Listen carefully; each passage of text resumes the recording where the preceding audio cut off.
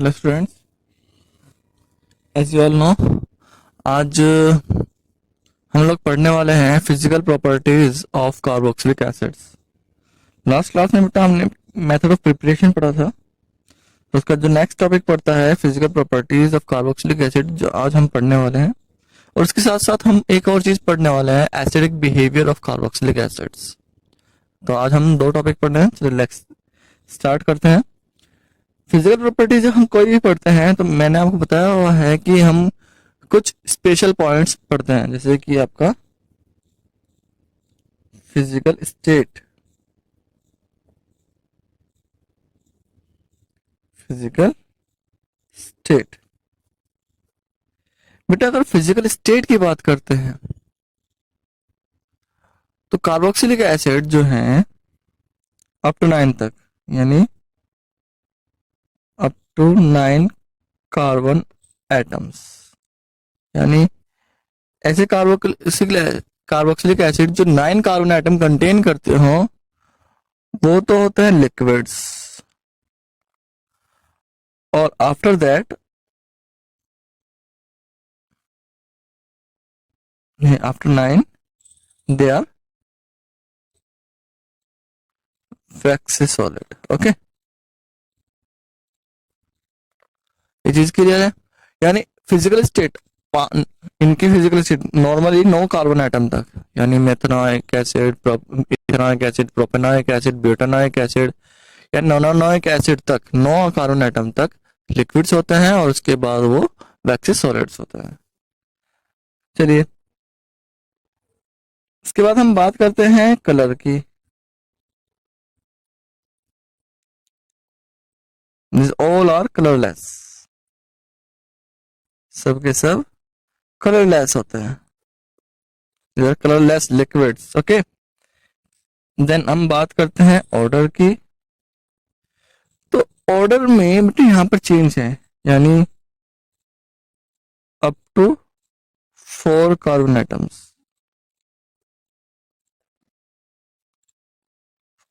4 carbon atom compound तक, यानी हम बात कर रहे हैं अप टू ब्यूटेनोइक एसिड तक। तो इनकी स्मेल पंगेंट स्मेल होती है, कंटेन पंगेंट स्मेल। 4 से लेके 9 तक, कह लीजिए 5 to 9 कार्बन एटम तक दे कैरेक्टरिस्टिक स्मेल होती है थोड़ी सी।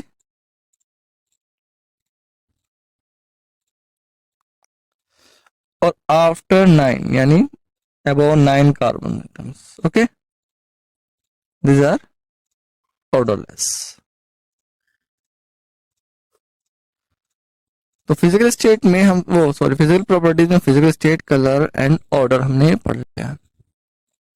इसके बाद अगर हम बात करते हैं बेटा, तो हम बात करेंगे सोलेबिलिटी की।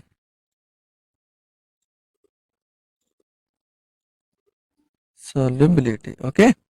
तो सोलेबिलिटी अगर हम देखते हैं तो these are soluble in water, these are soluble in water, ये वाटर सोल्यूबल होते हैं just because of this hydrogen. ये कह लीजिए, ये हाइड्रोजन दूसरे ऑक्सीजन से जाकर हाइड्रोजन बॉन्डिंग करता है, यानी हाइड्रोजन बॉन्डिंग कर सकता है। तो ये कह लीजिए वाटर सोल्यूबल होता है, वाटर से हाइड्रोजन बॉन्डिंग होती है इनकी।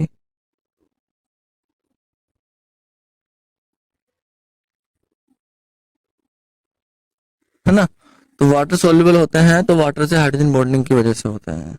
लेकिन आपको एक बात याद रखनी है बेटा, क्या बात याद रखनी है कि as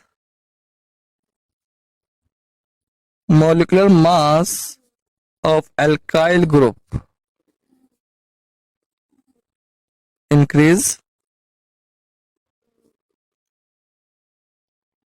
the solubility in water decrease. Clear है? वाटर, ये वाटर सोल्यूबल तो होते हैं, लेकिन एल्काइल ग्रुप का मोलर मास जैसे जैसे बढ़ेगा इनकी सोल्युबिलिटी डिक्रीज होगी। क्यों? Due to polar nature of compound decrease. समझ वाली बात?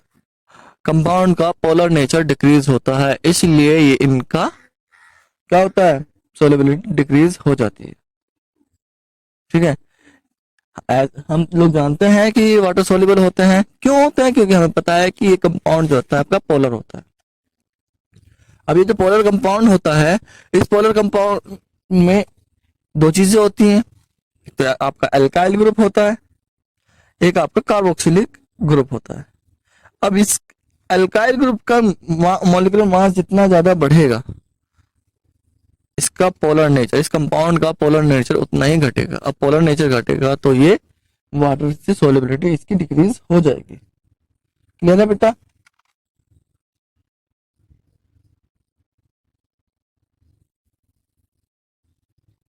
चलिए,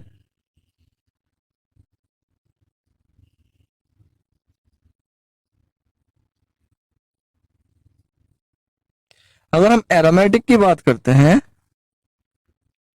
यानी हम बात कर रहे हैं इफ बेंजोइक एसिड की, तो ये ऑलमोस्ट इंसॉल्युबल होता है। Almost insoluble in cold water. Cold water में ऑलमोस्ट इंसॉल्युबल होता है, हॉट वाटर में सोल्युबल हो जाता है। एक चीज, ये चीज समझ में आती है आपको? एक और चीज मैं आपको बता देता हूं कि भाई जो नॉन पोलर कंपाउंड होता है, यानी लेस पोलर कंपाउंड होता है, यानी कह लीजिए carboxylic acid also soluble in less polar compounds like benzene, ether, alcohol.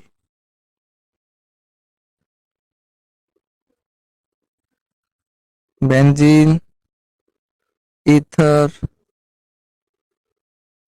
Alcohol, carbon tetrachloride, etc, इनसे में भी ये सॉल्युबल होता है। सॉल्युबिलिटी वाटर सॉल्युबल होते हैं एल्काइल ग्रुप। तो यहाँ आप एक चीज देख सकते हो कि ये इनकी जो सॉल्युबिलिटी होती है वो मोलर मास के इनवर्सली प्रोपोर्शन होती है। मोलर मास बढ़ेगा तो सॉल्युबिलिटी इन वाटर डिक्रीज होगी। क्लियर है बेटा?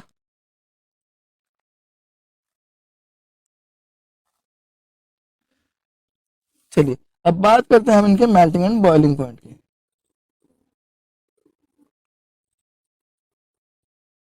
Melting point and boiling point. बेटा इनका मेल्टिंग पॉइंट और बॉइलिंग पॉइंट जो corresponding alcohol, ketone, aldehydes, hydrocarbon, alkane सबसे ज्यादा होता है। जी, the melting point and boiling point of these compounds are more than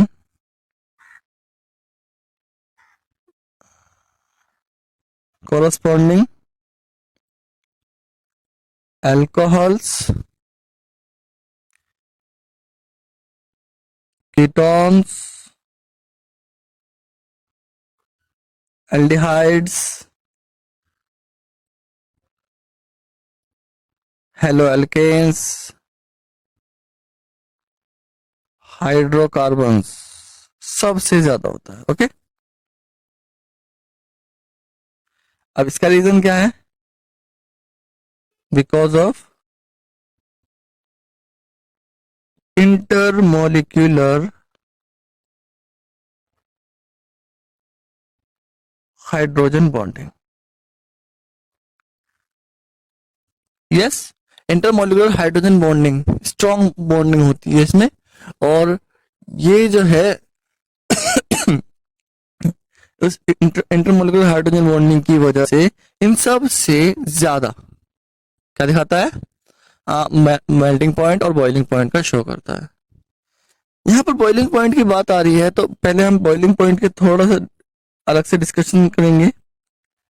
तो हमें पता चल गया बॉइलिंग पॉइंट सबसे ज्यादा होता है, लेकिन बॉइलिंग पॉइंट के बाद जब वेपर स्टेट में आता है, बॉइलिंग पॉइंट में मतलब कह लीजिए कि एक ही मॉलिक्यूल में एक से ज्यादा मॉलिक्यूल अटैच होते हैं बाय हाइड्रोजन बॉन्डिंग, इस वजह से इनका बॉइलिंग पॉइंट ज्यादा होता है। एक चीज तो ये चीज समझ में आती है, और दूसरा जब वेपर स्टेट होती है इनकी,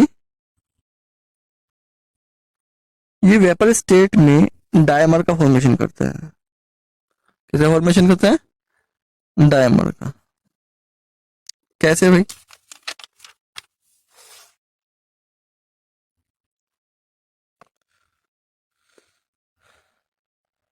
RCO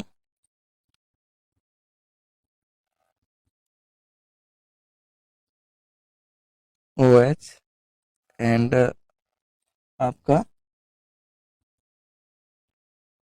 HOCO,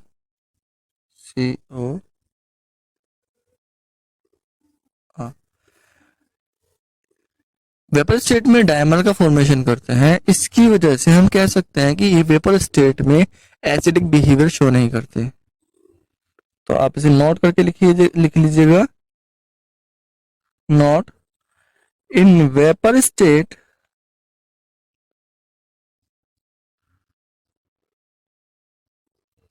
carboxylic acids form dimer, and due to this, in this state they are not show acidic behaviour. अगर हम क्वेश्चन पूछा जाए कि भाई वेपर स्टेट में कार्बोक्सिलिक एसिड एसिडिक बिहेवियर क्यों शो नहीं करते, तो आप इसका रीजन बता सकते हो कि वेपर स्टेट में ये किसका फॉर्मेशन करते हैं? डायमर का फॉर्मेशन करते हैं, और इस डायमर के फॉर्मेशन की वजह से ये क्या करते हैं? एसिडिक बिहेवियर शो नहीं कर सकते। क्लियर है? मेल्टिंग पॉइंट की बात करते हैं। बेटा लोअर जो कार्बोक्सिलिक एसिड्स होते हैं, फॉर मैं किसके बारे में बात कर रहा हूँ? Lower carboxylic acids.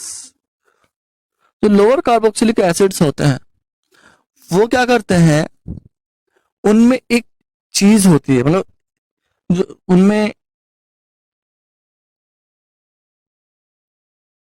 Even number of compound show more melting point than next odd number of compound. For example अगर मैं कहूं मेरे पास एक कंपाउंड है CH3, CH2, CS, CH2 and COOH, और एक कंपाउंड है मेरे पास CH3, CH2, CH2, CH2 and COOH। तो अगर मैं इस चीज को लेता हूं तो इसका बॉइलिंग पॉइंट इससे ज्यादा होगा, मेल्टिंग पॉइंट सॉरी, इसका मेल्टिंग पॉइंट ब्यूटानोइक एसिड का मेल्टिंग पॉइंट पेंटेनोइक एसिड से ज्यादा होगा। एंड रीजन बिहाइंड दिस, इसके पीछे अगर हम रीजन ले बेटा कि भाई इसमें रीजन क्या होगा, तो यहां पर ये चीज आपको ध्यान देनी है कि जो इवन नंबर वाले कंपाउंड्स होते हैं ये क्लोज पैकिंग स्ट्रक्चर का फॉर्मेशन करते हैं, और ये क्लोज पैकिंग स्ट्रक्चर का फॉर्मेशन नहीं करते हैं। तो लिख लीजिए due to formation of close pack structure, close pack structure का जो इवन नंबर कंपाउंड्स होते हैं वो क्लोज पैक स्ट्रक्चर का फॉर्मेशन करते हैं, और क्लोज पैक स्ट्रक्चर की वजह से इनका मेल्टिंग पॉइंट ज्यादा हो जाता है in comparison of next odd compound के। क्योंकि अगर हम मेल्टिंग पॉइंट के बारे में बात करते हैं तो मेल्टिंग पॉइंट हमेशा, अगर मैं एक जनरल बात करता हूं तो melting point and boiling point directly proportional होता है मोलर मास के। तो कॉन्सेप्चुअली आपका पेंटानोइक एसिड का मेल्टिंग पॉइंट ब्यूटानोइक एसिड के मेल्टिंग पॉइंट से ज्यादा होना चाहिए, बट एक्चुअल में होता क्या है कि butanoic acid contain 4 number of carbon atoms and pentanoic acid contain 5 number of carbon atoms which are odd। तो जो इवन होते हैं वो किसका फॉर्मेशन करते हैं? इवन फॉर्मेशन करते हैं क्लोज पैक स्ट्रक्चर का, क्रिस्टल फॉर्म का। और क्रिस्टल फॉर्म हमेशा जो अदर फॉर्म होती है सॉलिड की उससे ज्यादा मेल्टिंग पॉइंट कंटेन करते हैं। Is that clear? चलिए भाई, अब बात करेंगे बेटा हम एसिडिक बिहेवियर की। दिस इज द, अब तक जो हम पढ़ रहे थे वो क्या था आपका? Physical properties of carboxylic acid. तो नेक्स्ट टॉपिक जो हमारा है वो एसिडिक बिहेवियर है। As you know, carboxylic acid contain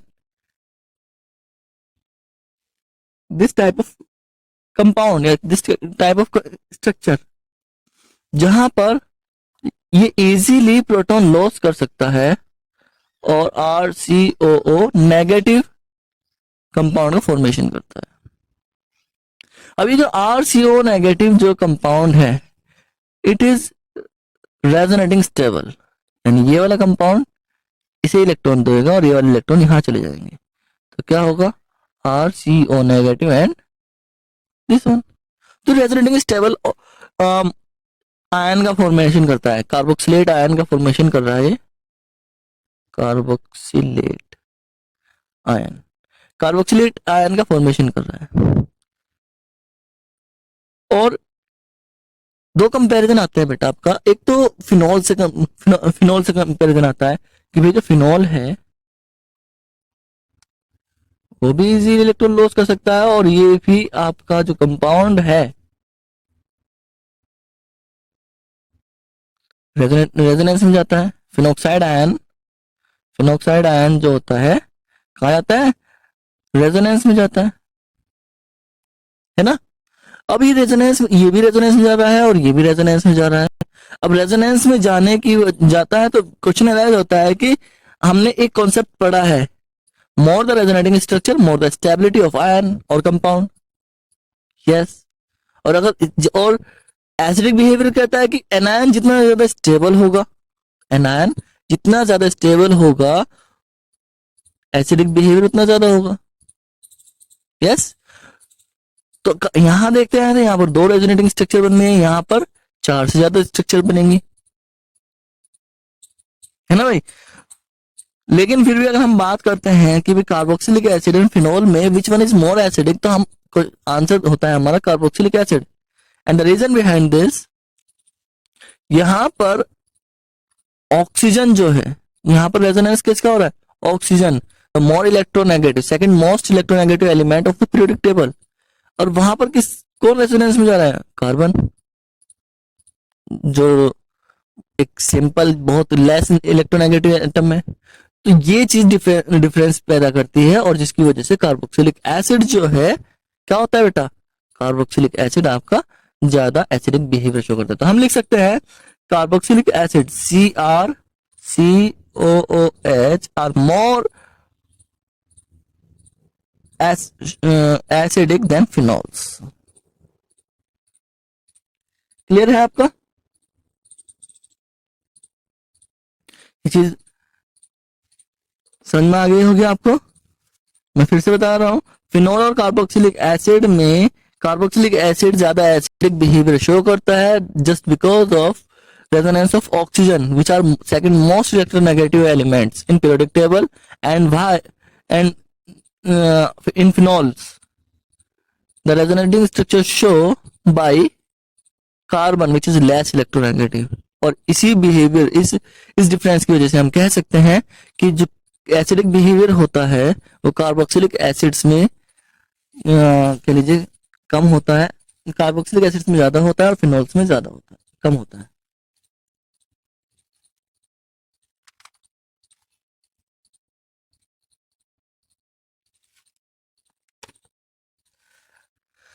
चलिए भाई अब हम बात करते हैं इनकी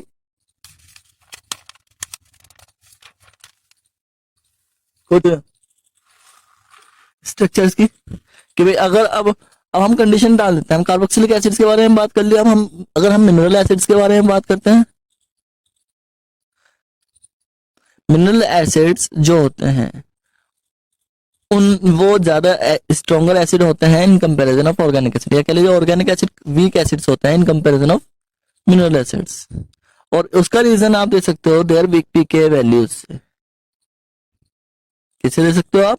उनकी पीके वैल्यूज से दे सकते हो।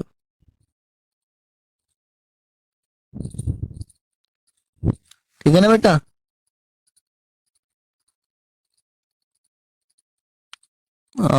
आई think pK value of carboxylic acid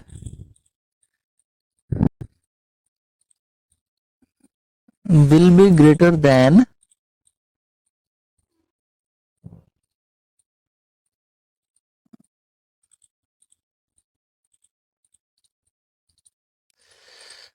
देख लेते हैं। चलो चलो हम बात करते हैं कंपैरिजन की। Comparison between mineral acids and organic acids. Okay, organic acid and mineral acids के बीच में हम कंपेयर करते हैं। अब क्या होता है बेटा, नॉर्मली क्या है कि आपका जो कार्बोक्सिलिक एसिड है RCOOH, जब ये वाटर से इंटरेक्ट करता है तो एक रिवर्सिबल रिएक्शन देता है, यानी RCOO negative plus H3O positive देता है। अगर हम यहाँ बात करते हैं किसकी, कांस्टेंट की बात करते हैं, या कांस्टेंट ऑफ एसिड्स की बात करते हैं, तो हम क्या हमें क्या मिल रहा है यहाँ पर? देखो ध्यान से, Ka equals to RCO negative concentration of and concentration of H3O positive upon concentration of RCOH। Yes, और K वैल्यू की अगर हम बात करते हैं तो minus log of Ka equals to होता है pKa वैल्यू। ओके, और pK वैल्यू के बारे में बात कर रहे हैं तो pK वैल्यू जितनी ज्यादा या जितनी कम होगी एसिडिक स्ट्रेंथ उतनी ही ज्यादा होगी।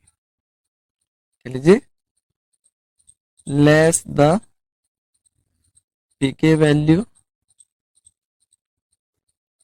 ग्रेटर द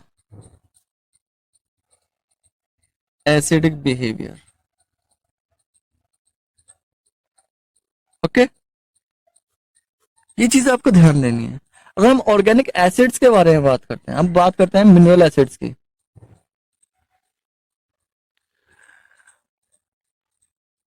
अगर हम बात करते हैं जो मिनरल एसिड्स होते हैं, मिनरल एसिड्स, इनकी जो पीके वैल्यू होती है बेटा वो हमेशा लेस देन 1 होती है। लेस देन 1 होती है। जैसे कि H2SO4 ले लीजिए, H2SO4 ले लीजिए, इसकी वैल्यू होती है -9। HCl ले लीजिए, इसकी होती है -2। लेकिन जो आपका ऑर्गेनिक एसिड है इसकी जो पीके वैल्यू है, पीके value of organic acid,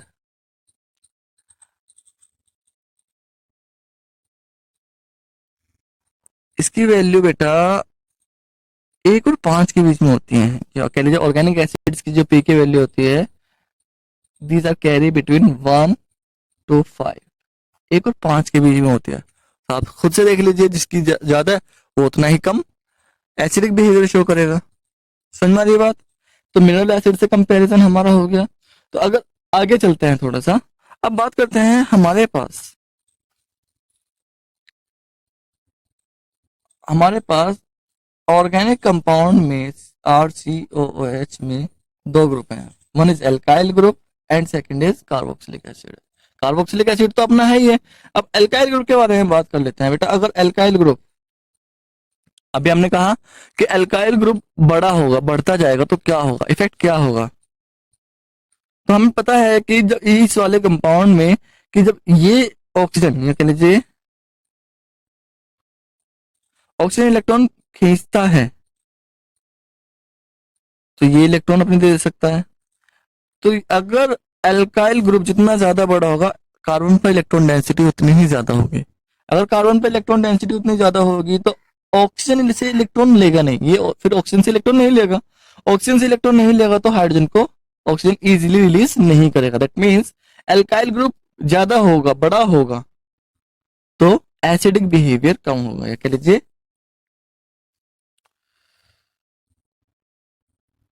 more number in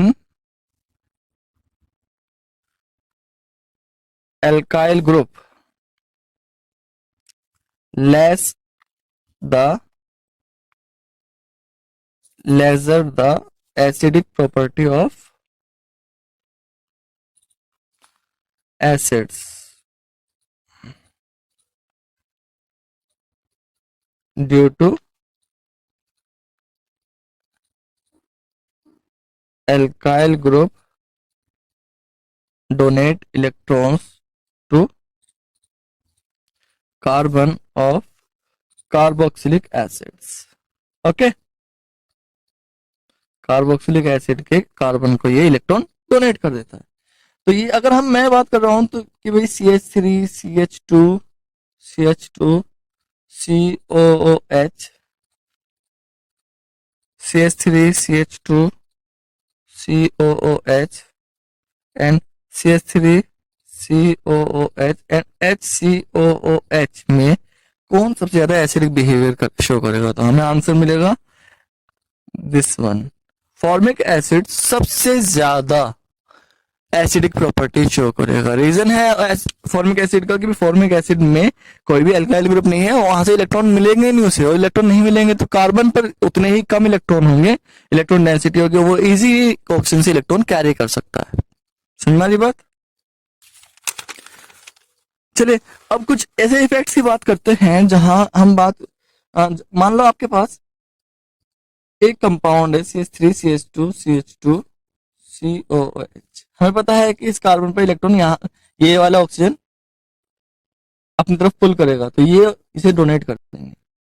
क्या हो अगर यहाँ पर कोई हम इलेक्ट्रॉन डोनेटिंग या इलेक्ट्रॉन विड्रॉइंग ग्रुप डाल दे, तो कह लीजिए ऑन एडिशन ऑफ इलेक्ट्रॉन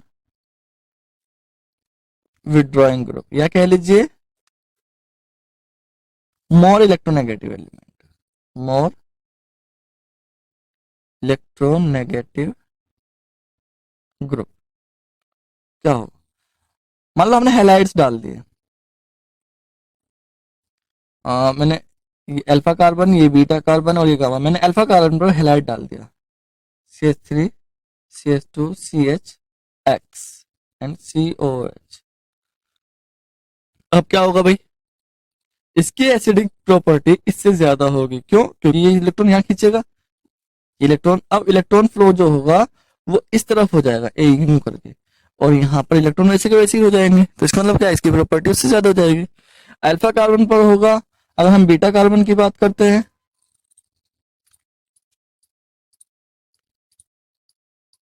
या फिर अगर हम कहें कि भाई गामा कार्बन पर हो, तो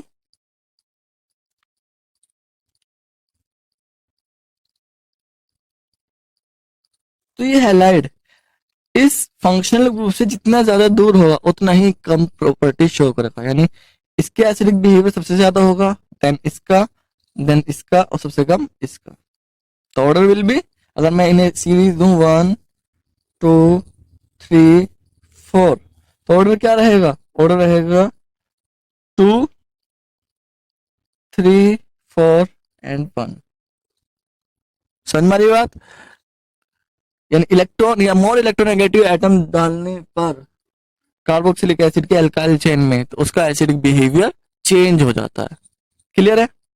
अगर हमने ये तो इनकी पोजीशन चेंज की, अगर हम नंबर एटम चेंज करें, मान लो CH3COOH है, या फिर CH2Cl, या हाँ COOH है, या फिर हम कहें CHCl2COOH है, या फिर कहें CCl3COOH है, तो किसकी ज्यादा इलेक्ट्रोनेगेटिविटी होगी?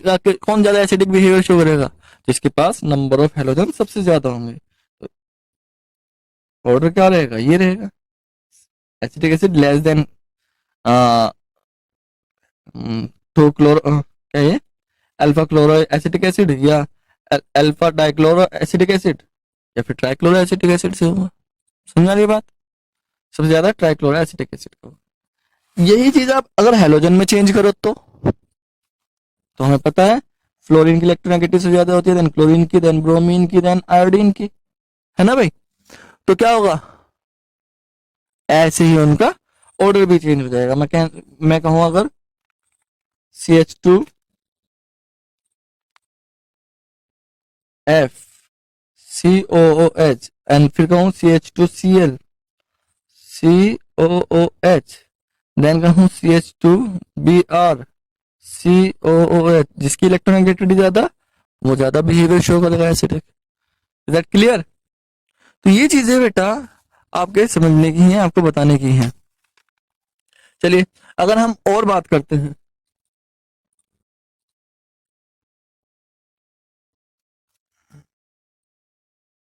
किसके बारे में बात करते हैं? अब बेंजोइक एसिड के बारे में बात कर लेते हैं थोड़ा सा। ये हमारा एलिफेटिक ऑर्गेनिक एसिड्स थे, तो इलेक्ट्रॉन विड्रॉइंग ग्रुप हमेशा एसिडिक बिहेवियर को बढ़ाएंगे। अगर हम इलेक्ट्रॉन डोनेटिंग ग्रुप लगा दें तो, मैंने इलेक्ट्रॉन विड्रॉइंग ग्रुप लगाया था, अब लिखते हैं on addition of electron donating group, क्या होगा? इलेक्ट्रॉन डोनेटिंग ग्रुप लगाने पर क्या होगा? एसिडिक प्रॉपर्टी डिक्रीज, वहां पर इंक्रीज होगी इलेक्ट्रॉन विड्रॉइंग ग्रुप लगाने पर। इलेक्ट्रॉन डोनेटिंग ग्रुप लगाने पर एसिडिक प्रॉपर्टी क्या होगी बेटा? डिक्रीज होगी। फॉर एग्जांपल अगर मैं कहूं CH3CH2COH, या फिर कहूं CH3CH CH3COOH, या फिर कहूं CH3CH3CH3COOH, और कह दूं CH3COOH, इनमें सबसे ज्यादा एसिडिक प्रॉपर्टी किसकी ज्यादा होगी? तो हमें पता है methyl group is electron donating group, तो क्या करेगा? इलेक्ट्रॉन फ्लो हमेशा कार्बोक्सिलिक ग्रुप की तरफ जाएगा, तो सारा का सारा। तो इस हिसाब से अगर हम कहें, तो अगर मैं इसे रैंक दूं 1 2 3 4, तो ऑर्डर जो होगा एसिडिक प्रॉपर्टी का 4 1 2 एंड 3 रहेगा। समझ आ रही बात आपको? तो ये चीज आपको देखने की, आपको याद, बात करें बेंजोइक एसिड की, किसकी बात करें? बेंजोइक एसिड की। तो बेंजोइक एसिड के जो डेरिवेटिव्स होते हैं, यानी डेरिवेटिव्स की बात कर रहे हैं हम, ortho, para and Meta derivatives की। ओके, इनके बारे में बात कर रहे हैं कि भाई कि अगर यहां पर इलेक्ट्रॉन आएगा तो क्या होगा। तो आपको दो तीन चीजें याद रखनी है। फर्स्ट, जो इलेक्ट्रॉन डोनेटिंग ग्रुप होंगे ये क्या करते हैं? ये डिक्रीज करते हैं, डिक्रीज द एसिडिक प्रॉपर्टी। ये आप बेंजोइक एसिड की एसिडिक प्रॉपर्टी को डिक्रीज करते हैं। अगर हम बात करते हैं इलेक्ट्रॉन विड्रॉइंग ग्रुप की,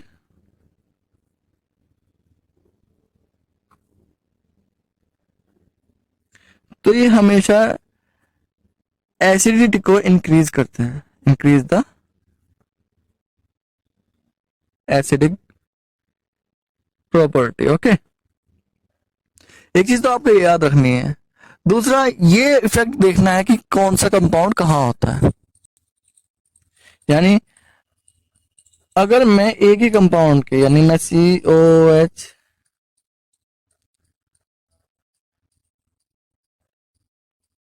ऑर्थो डेरिवेटिव,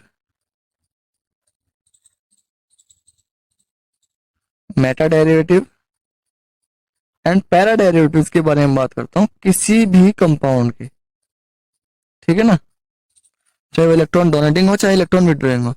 एक चीज तो आपको याद रखनी है कि इलेक्ट्रॉन डोनेटिंग ग्रुप है तो डिक्रीज होगी एसिडिक बिहेवियर, और इलेक्ट्रॉन विड्रॉइंग ग्रुप है तो वो इंक्रीज करेगा। लेकिन आपको एक चीज याद रखनी है, कोई भी कंपाउंड हो अगर वो ऑर्थो पोजीशन पर है, चाहे इलेक्ट्रॉन डोनेटिंग हो या इलेक्ट्रॉन विड्रॉइंग हो, तो हमेशा एसिडिक प्रॉपर्टी को इंक्रीज करेगा, वो हमेशा एसिडिक प्रॉपर्टी को इंक्रीज करेगा। यानी इस इफेक्ट को हम ऑर्थो इफेक्ट बोलते हैं। क्या बोलते हैं? Ortho effect. ये हमेशा ऑर्थो पोजीशन पर प्रेजेंट अगर कार्बन कोई भी डेरिवेटिव हुआ, कोई भी सब्स्टिट्यूएंट हुआ, वो हमेशा इसकी एसिडिक प्रॉपर्टी को इंक्रीज करेगा। इस इफेक्ट को हम ऑर्थो इफेक्ट कहते हैं, और इसका रीजन जो होता है बेटा, कह लीजिए आप स्टेरिक इफेक्ट होता है, स्टेरिक हिंड्रेंस कह लीजिए, स्टेरिक इफेक्ट कह लीजिए, ठीक है ना। क्या होता है? स्टेरिक इफेक्ट या स्टेरिक हिंड्रेंस कह लीजिए। स्टेरिक इफेक्ट की वजह से ये मोस्ट ऑफ द केसेस में ज्यादा एसिडिक प्रॉपर्टी शो करता है। क्लियर क्लियर है? और जो इलेक्ट्रॉन डोनेटिंग और इलेक्ट्रॉन विड्रॉइंग ग्रुप्स होते हैं, इलेक्ट्रॉन डोनेटिंग और इलेक्ट्रॉन विड्रॉइंग ग्रुप्स होते हैं, उनका मेटा और पैरा पोजीशन पर अलग अलग होता है। मोस्ट ऑफ द केसेस में जो पैरा पोजीशन होती है उसकी जो एसिडिक प्रॉपर्टी होती है सबसे कम होती है, ऑर्थो की सबसे ज्यादा होती है। यहाँ जो आपका मेटा पोजीशन है ये सिंक करता है इलेक्ट्रॉन डोनेटिंग ग्रुप में और इलेक्ट्रॉन विड्रॉइंग ग्रुप में, ये वेरिएशन शो करता है कह लीजिए, ठीक है ना।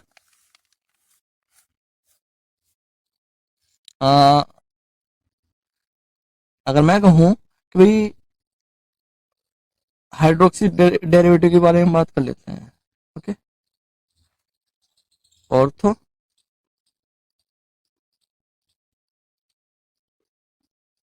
आपका मेटा आपका पैरा, इन तीनों की बात करते हैं तो इन तीनों में सबसे ज्यादा किसकी होगी? सबसे ज्यादा इसकी होगी कि electronic effect ortho effect show करेगा, फिर देन मेटा की होगी, देन पैरा की होगी, ठीक है ना। क्योंकि अगर हम यहाँ बात करते हैं ये इससे बहुत दूर है तो plus I minus are effect जो होगा, इंडक्टिव इफेक्ट और रेजोनेटिंग इफेक्ट जो होगा वो सबसे देर में जाएगा, और ये तो मेटा डेरिवेटिव है ही है इसका। एक और चीज आपको बता दूं, जो ऑर्थो इफेक्ट है, सॉरी, जो ऑर्थो इफेक्ट है, ये जो आपका NH2 डेरिवेटिव, एमाइंस डेरिवेटिव होते हैं, इनमें रिड्यूस हो जाता है। क्यों भाई? क्योंकि NH2 जो होता है ज्विटर आयन का फॉर्मेशन कर सकता है। किसका फॉर्मेशन कर सकता है? It may form zwitterion. Zwitterion वो आयंस होते हैं विच कंटेन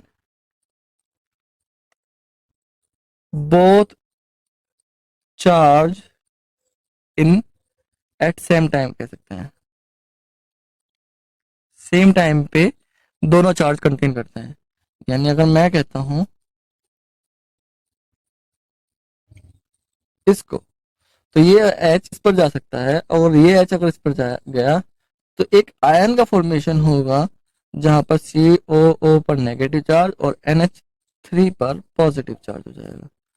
तो पॉजिटिव और नेगेटिव चार्ज दोनों है तो ये ज्विटर आयन है। समझ में आ रही बात?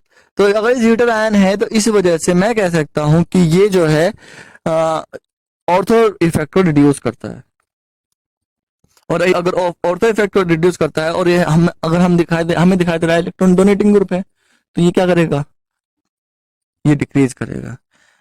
सभी कंपाउंड जितने भी डेरिवेटिव्स होंगे सबके ऑर्थो पोजीशन वाला जो डेरिवेटिव सब्स्टिट्यूएंट होगा वो सबसे ज्यादा एसिडिक प्रॉपर्टी शो करता है। लेकिन एमीन्स के केस में नहीं होता। एमीन्स का जो मेटा पोजीशन होती है वो सबसे ज्यादा एसिडिक बिहेवियर शो करता है। तो ये था इनका एसिडिक बिहेवियर। बाकी देखते हैं नेक्स्ट क्लास में केमिकल प्रॉपर्टीज को। Thank you.